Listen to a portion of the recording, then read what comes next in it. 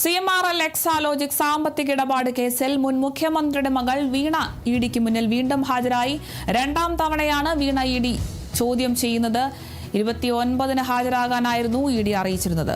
വിവരങ്ങളുമായി ബിനോയ് ചേരുന്നുണ്ട്. ബിനോയ്, രണ്ടാം ഘട്ട ചോദ്യം ചെയ്യലിനാണ് വീണ ഇപ്പോൾ ഹാജരായിട്ടുള്ളത്.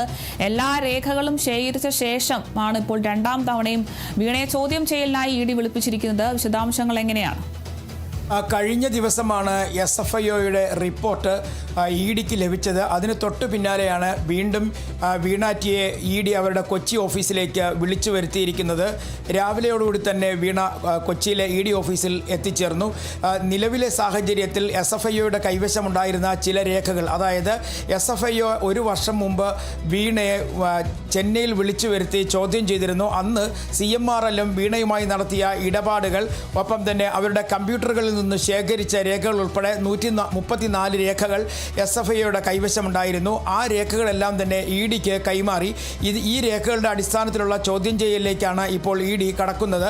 പ്രധാനമായും ഇഡിയുടെ ലക്ഷ്യം വീണയും CMRലുമായി നടത്തിയ ഇടപാടുകൾ എങ്ങനെയൊക്കെയാണ്, ഏതൊക്കെ തരത്തിൽ ആ പണം വിനിയോഗിച്ചു, ചെയ്യാത്ത സേവനത്തിന് എന്തിനാണ് CMRL വീണയ്ക്ക് പൈസ നൽകിയ തുടങ്ങിയ കാര്യങ്ങളിൽ ഒരു വ്യക്തത ഇഡി കണ്ടെത്തണം. എന്നിരുന്നാൽ മാത്രമേ കേസിൻ്റെ മറ്റു ഘടകങ്ങളിലേക്ക് കടക്കാൻ കഴിയുകയുള്ളൂ. അതുകൊണ്ടാണ് വേഗത്തിൽ തന്നെ അന്വേഷണത്തിലേക്ക് എത്താൻ ഇഡി തീരുമാനിച്ചിരുന്നത്.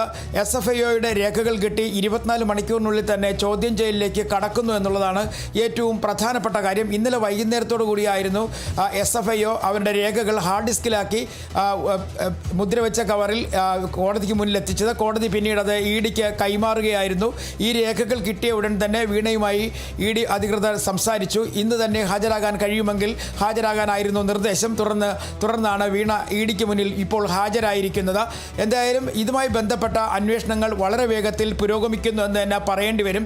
കഴിഞ്ഞ മെയ് മാസം 27-ാം തീയതി ആയിരുന്നു ഇഡിയുടെ വ്യാപകമായ അന്വേഷണം.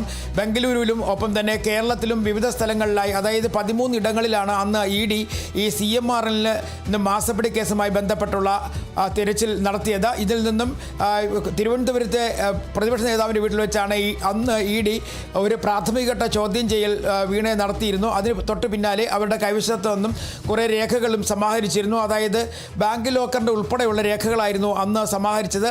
അതിൻ്റെ അടിസ്ഥാനത്തിൽ ബാങ്ക് ലോക്കറുകളെല്ലാം തന്നെ തുറന്ന് പരിശോധിച്ചിരുന്നു. അതിന് പിന്നാലെയാണ് ഇപ്പോൾ SFIOയുടെ രേഖകൾ ലഭിച്ചിട്ടുള്ളത്. 2016 മുതൽ വീണയുടെ എക്സാലോജിക്കും ഒപ്പം തന്നെ ഈ CMRലുമായിട്ട് സാമ്പത്തിക ഇടപാടുകൾ ഉണ്ടായിരുന്നുവെന്നാണ് SFIOയുടെ കണ്ടെത്തൽ. പക്ഷേ ചെയ്യാത്ത സേവനത്തിന് എന്ത് തരത്തിലുള്ള ഇടപാടുകളാണ് നടത്തിയിരിക്കുന്നത് എന്നുള്ളതാണ് ഇഡിക്ക് കണ്ടെത്താനുള്ളത്. മാത്രവുമല്ല, എംപവർ ഇന്ത്യ എന്ന് പറയുന്ന CMRLൻ്റെ ഒരു ധനകാര്യ സ്ഥാപനത്തിൽ നിന്നും 50 ലക്ഷം രൂപ വീണയ്ക്ക് കടമായി നൽകിയിട്ടുണ്ട്. അത് അവർ അടച്ചു തീർത്തെങ്കിൽ തന്നെയും എന്തിനായിരുന്നു ഈ പൈസ കടമായി നൽകിയത്? ഇത്തരം കാര്യങ്ങളൊക്കെ തന്നെയാണ് ഇപ്പോഴും ഇഡിക്ക് മുന്നിൽ ഒരു ചോദ്യചിഹ്നമായി നിൽക്കുന്നത്. അതിന് വ്യക്തമായൊരു മറുപടി കണ്ടെത്തണം. കഴിഞ്ഞ ജൂൺ 17-ാം തീയതി വീണയെ ഇഡി വിളിച്ചു വരുത്തി ചോദ്യം ചെയ്തിരുന്നു. പക്ഷേ അന്നത്തെ ചോദ്യം ചെയ്യൽ കൃത്യമായ മറുപടികളൊന്നും തന്നെ ലഭിച്ചിരുന്നില്ല.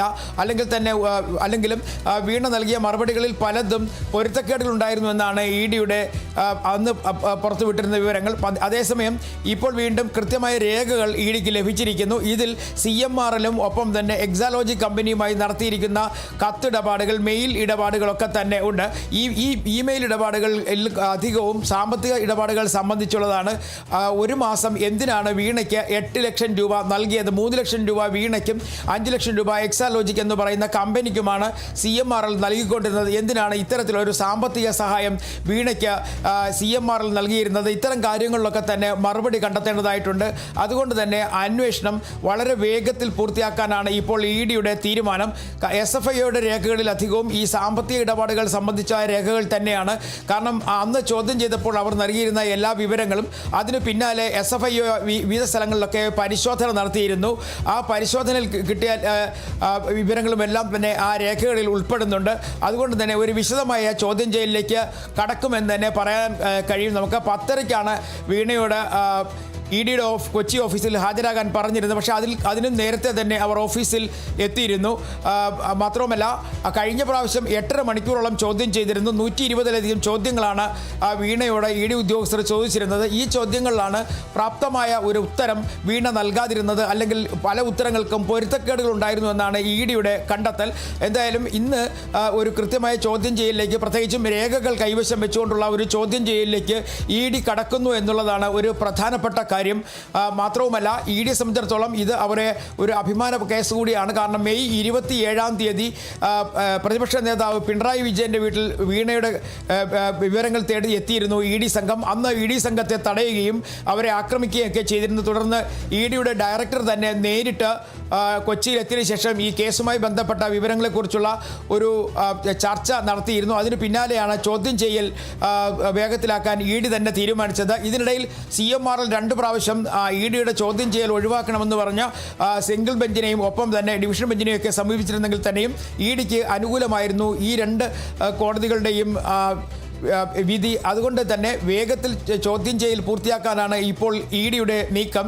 CMRLൻ്റെ ഉദ്യോഗസ്ഥർ ഒപ്പം തന്നെ MD ശശിധരൻ കർത്തയുടെ ബന്ധുക്കൾ എന്നിവരെയൊക്കെ തന്നെ ചോദ്യം ചെയ്ത് കഴിഞ്ഞിരിക്കുന്നു. പക്ഷേ ആ വിവരങ്ങൾ കൂടി അടിസ്ഥാനമാക്കിയായിരിക്കും ഇന്നത്തെ ചോദ്യം ചെയ്യലെന്ന് വേണമെങ്കിൽ പറയാൻ കഴിയും. കാരണം EDയെ സംബന്ധിച്ചിടത്തോളം അവർക്ക് SFIയുടെ രേഖകൾക്കപ്പുറത്തേക്ക് CMRLൻ്റെ ആളുകളിൽ നിന്ന് കിട്ടുന്ന വിവരങ്ങൾ കൂടി കൈവശം വയ്ക്കും.